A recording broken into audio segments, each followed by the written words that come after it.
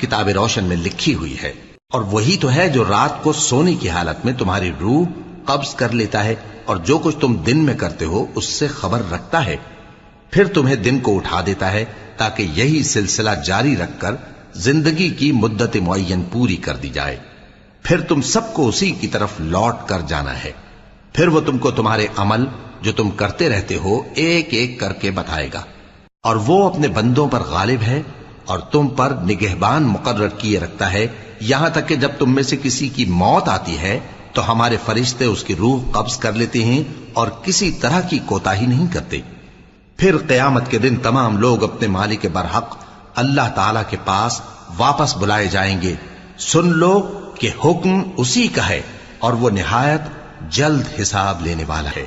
कहो, भला तुमको जंगलों और दरियाओं के अंधेरों से कौन निकाल लाता है, जबकि तुम उसे आजिजी से और चुपके